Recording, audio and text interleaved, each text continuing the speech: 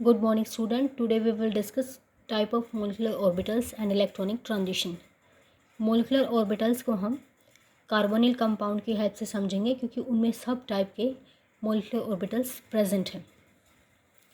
तो carbonyl compound क्या है? कार्बन और ऑक्सीजन। अब कार्बन के जो एटॉमिक ऑर्बिटल्स हैं वो हाइब्रिडाइज होके sp2 हाइब्रिड ऑर्बिटल्स बना रहे हैं और ऑक्सीजन के ऑर्बिटल मिलके हेड ऑन ओवरलैपिंग हो से सिग्मा बॉन्ड बनता है और सिग्मा बॉन्डिंग जो मोलिकुलर ऑर्बिटल है उसकी शेप इस तरह की होती है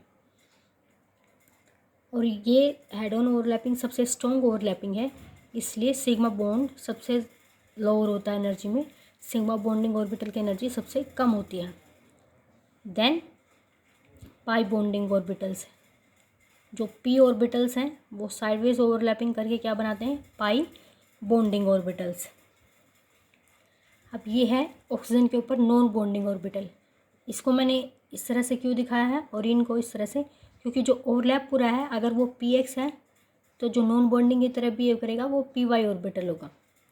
ये दोनों सेम प्लेन में नहीं है, ये नॉन बॉन्डिंग ऑर्बिटल है। पाई ऑर्बिटल्स डिस्ट्रक्टिव वे में ऐड होते हैं, पाई एंटी बॉन्डिंग ऑर्बिटल बनता है और ये क्या है? सिग्मा एंटी बॉन्डिंग ऑर्बिटल और उसकी शेप होती है इस तरह से। तो एनर्जी में सबसे कम सिग्मा बॉन्डिंग है क्योंकि सबसे स्ट्रॉन्ग बॉन्डिंग है, तो जितना बॉन्डिंग में नीचे जाएगा एंटी बॉन्डिंग उतना ही एनर्जी में ऊपर, तो सिग्मा एंटी बॉन्डिंग सबसे ऊपर है।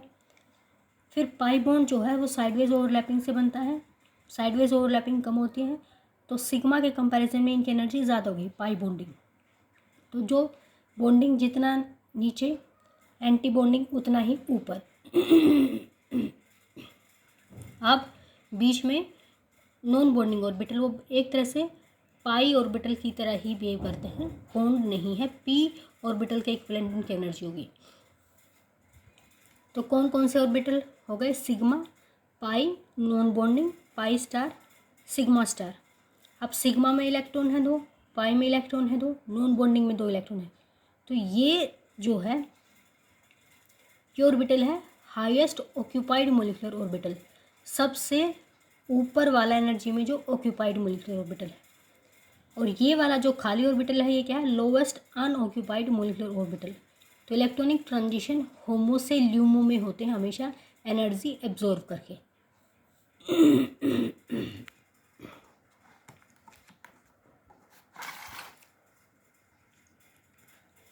अब electronic transition in term of energy, sigma to sigma star सबसे ज़्यादा होते हैं एनर्जी गैप उनके बीच में, तो एनर्जी की टर्म में सबसे ज़्यादा सबसे पहले वो आएंगे sigma to sigma star, then n to sigma star, then pi to pi star and n to pi star.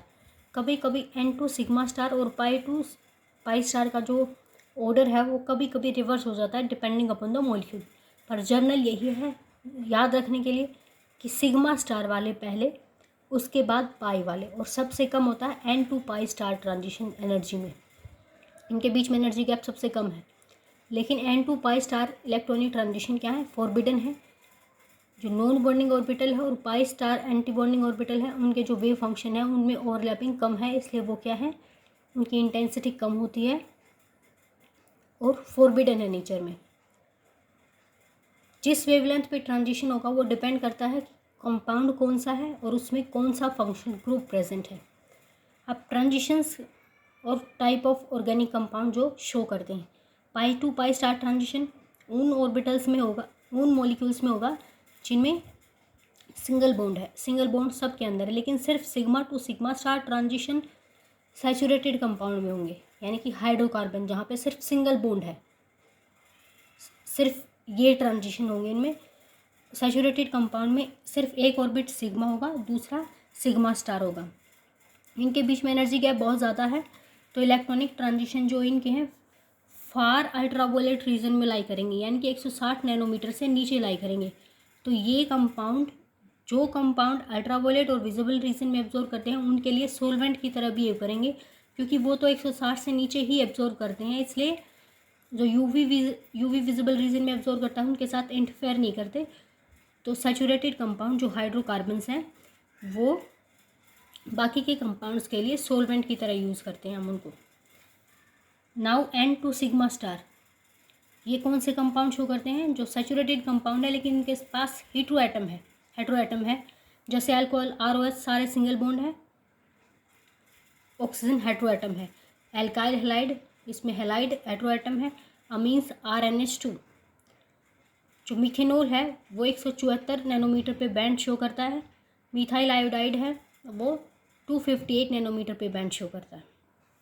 अब है पाई टू पाई स्टार ट्रांजिशन। ये सब अनसैचुरेटेड कंपाउंड जिनके अंदर डबल और ट्रिपल बॉन्ड है वो pi to pi star transition show करेंगे, like alkene, alkynes, aromatic compounds. ये यूवी विजिबल रीजन में लाई करेंगे।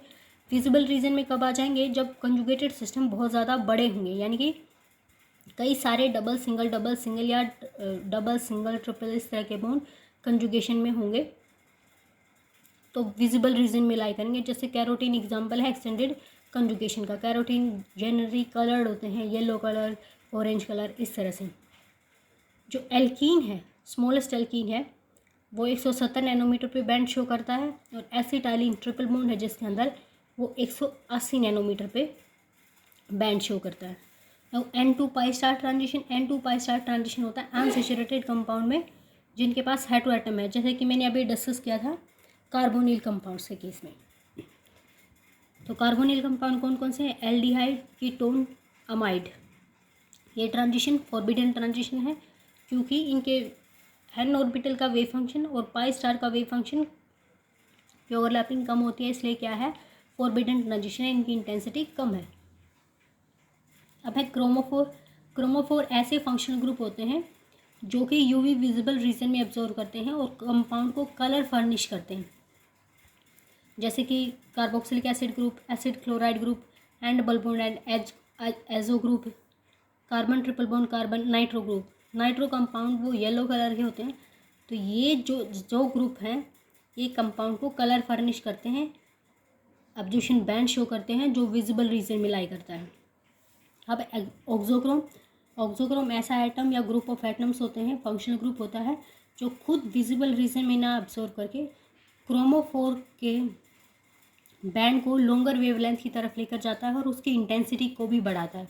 तो ये खुद कलर नहीं शो करते लेकिन कलर इन्हेंस करने में मदद करते हैं। तो ऑक्सोक्रोम को बोलते हैं कलर इनहेंसिंग ग्रुप। इनके एग्जाम्पल है OH, NH2, OR, halogen, etcetera. अब एक चीज़ है N2 पाई स्टार इलेक्ट्रॉनिक ट्रांजिशन के लिए, अगर कोई कार्बोनिल कंपाउंड है आपने ऐसे सोलवेंट में डिजोल्व कर दिया जो कि प्रोटोनेट यानी कि एसिडिक वे में बिहेव करता है, तो वो उसके लोन पेयर के ऊपर अटैक करेगा। लोन पेयर के ऊपर अटैक करने से अब n ऑर्बिटल के जो इलेक्ट्रॉन्स हैं वो इलेक्ट्रॉनिक ट्रांजिशन के लिए अवेलेबल नहीं रहेंगे। Enough for today, thank you.